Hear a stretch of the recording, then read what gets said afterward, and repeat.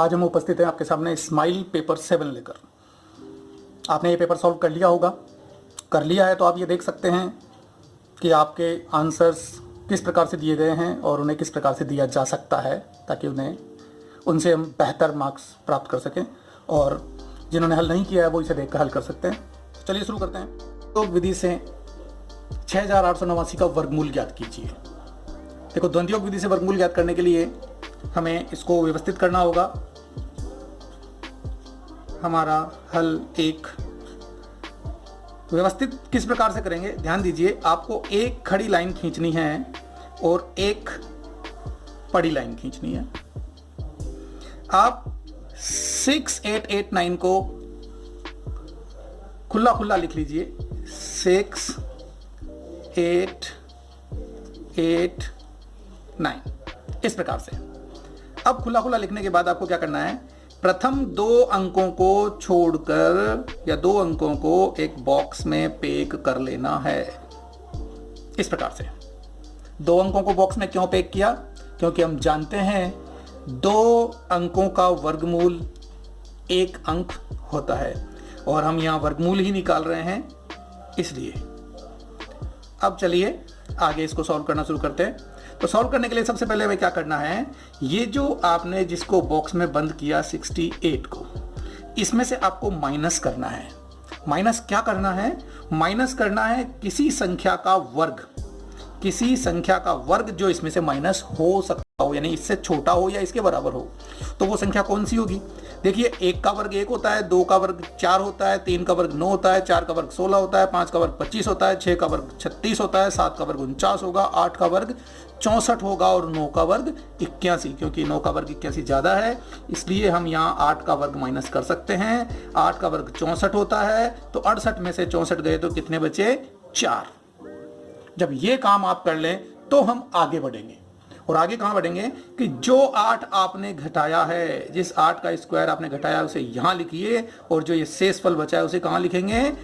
Line के बाहर वाली पहली संख्या के जस्ट पास नीचे की ओर लटकता हुआ। अब आपका अगला स्टेप यहां से शुरू होता है और आपको क्या करना है, जो ये शेषफल बचा है उसमें भाग देना है, उसमें भाग देना है। भाग किसका देंगे? भाग आपको देना है यहां जो आपने लिखा इसका जस्ट 2 गुना यहां लिख दीजिए, इसको 2 गुना करके यहां लिख दीजिए, 8 दूनी 16। आपको हर बार यहां जो संख्याएं प्राप्त होंगी उनमें भाग देना होगा 16 का। तो अब हम 48 में किसका भाग देंगे? 16 का। 48 में 16 का भाग देंगे तो कितनी बार जाता है? बोलिए बोलिए बोलिए, कितनी बार जाता है? 16 × 48। अच्छा, शेषफल क्या बचा फिर? और आपका शेषफल यहां बच रहा है कितना? 0।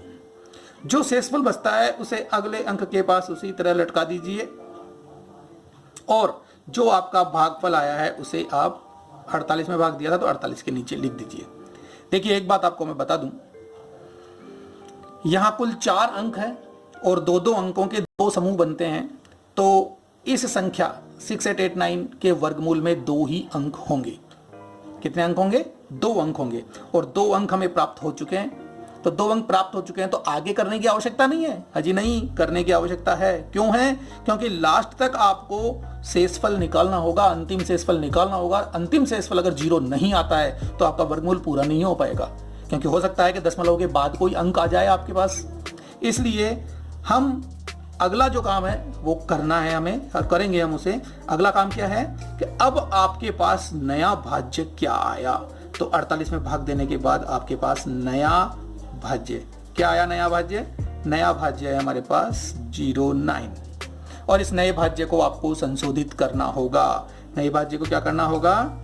संशोधित करना होगा। अब संशोधित कैसे करते हैं, यही मेन चीज है, बाकी तो आसान है। संशोधित कैसे करेंगे? जो नया भाज्य आया है उसमें से घटाएंगे हम, उसमें से माइनस करेंगे। किसे माइनस करेंगे? नए भाज्य में से हम माइनस करेंगे यहां जो अंक आता है उसका द्वंद्व योग। 3 का द्वंद्व योग क्या होगा? 3 का वर्ग, यानी 9 में से हम माइनस करेंगे 9, और शेषफल कितना आएगा? 0, क्योंकि हमें वर्गमूल के 2 अंक पहले प्राप्त हो चुके थे, इसलिए ये जो शेषफल अब हम निकाल रहे हैं वो है हमारा अंतिम शेषफल।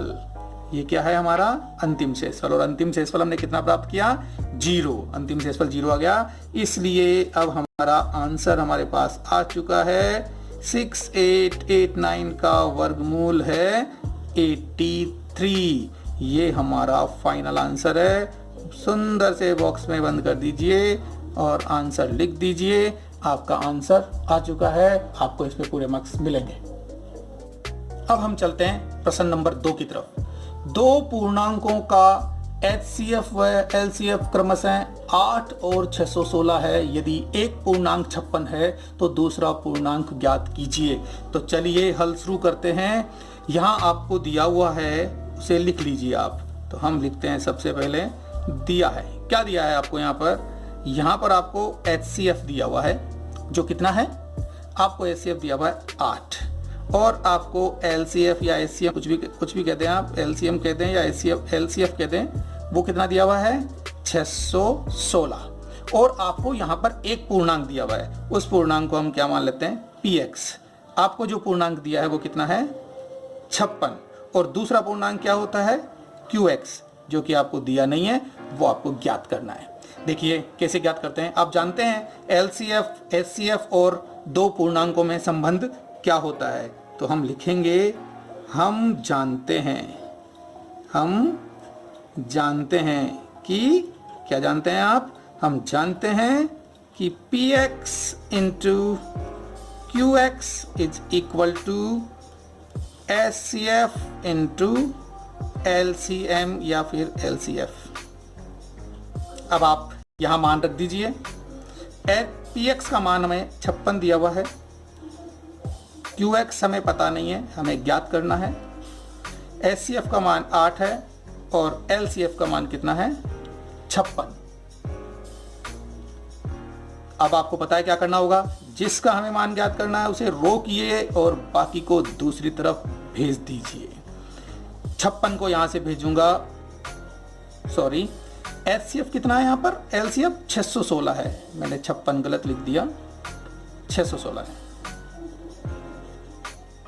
616। तो ये 56 यहां से पक्षांतरण होके कहां आ जाएगा, यहां आ जाएगा।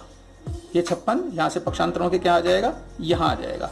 और अब आप 8 से 56 को काट सकते हैं 7 बार, और 7 से 616 कटेगा कितनी बार, दे दीजिए भाग, कितनी बार कटेगा, 7 8 56, और फिर 5 और 1 6, 4 और 1 5, तो फिर 7 8 56,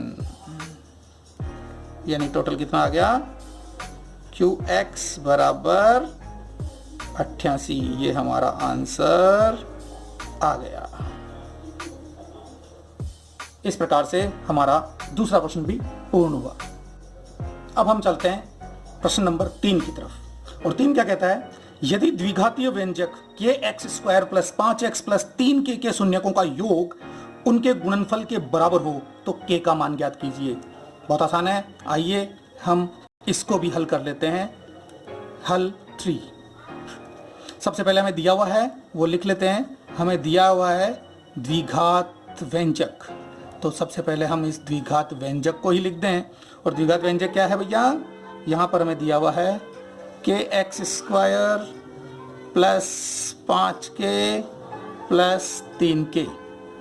आपको पता है द्विघात व्यंजक हमें दिया हुआ है और यहाँ पर शून्यकों के योग और गुणनफल की बात कर रहे हैं। तो हम जानते हैं कि शून्यकों का योग और गुणनफल क्या होता है। शून्यकों का योग होता है -b/a और गुणनफल होता है c/a। तो यानी हमें ABC के मान चाहिए, और ABC के मान हम द्विघात व्यंजक का व्यापक रूप जानते हैं, उसके आधार पर हम यहाँ से ABC के मान निकालेंगे। तो हम लिख लेते हैं सबसे पहले कि यहाँ a बराबर क्या होगा। आप जानते हैं द्विघात व्यंजक का व्यापक रूप होता है ax², तो a क्या हुआ k, ax² यानी x² a से गुणा होता है, तो a का मान हो गया k, और b का मान क्या होगा, ax² प्लस bx, क्या होता है bx, यानी कि एक गड़बड़ कर दी, ये k नहीं है, ये x है, ये x है, हमने k लिख दिया। चलिए सुधार लेते हैं। तो b का मान क्या हुआ, ax² प्लस bx, तो b का मान कितना हो गया 5। इसी प्रकार से A X square plus B X plus C, तो यहां जो लिखा हुआ है वो सी है, तो सी का मान कितना हो गया 3k। अब आपको यहां पर शून्यकों का योग चाहिए, तो अब हम लिखते हैं कि शून्यकों का योग, शून्यकों का योग, शून्यकों का योग क्या होता है माइनस बी अपॉन ए, यानी कि माइनस बी का मान कितना है यहाँ 5, ए का मान कितना है यहाँ k, तो ये आगे कट नहीं सकता, तो ये हमारा समीकरण 1 हो गया जिसमें हमें शून्यकों का योग प्राप्त हो रहा है। और अब हम बात करते हैं शून्यकों का गुणनफल। शून्यकों का गुणनफल क्यों निकाल रहे हैं हम ये सब, क्योंकि हमें सवाल में इन्हीं में संबंध दिया है, शून्यकों का योग उनके गुणनफल के बराबर हो, तो इसलिए हमें इन दोनों चीजों की आवश्यकता है, तो हम इन्हें निकाल लेते हैं। आप जानते हैं शून्यकों का गुणनफल क्या होता है c अपॉन a, तो c अपॉन a, c का मान कितना है 3k और a का मान कितना है k, 3k से k कट गया तो हमारे पास कितना बचा 3, ये समीकरण हो गया 2, ये समीकरण क्या हो गया 2। अब हम प्रश्नानुसार बात कर सकते हैं कि प्रश्नानुसार क्या होगा।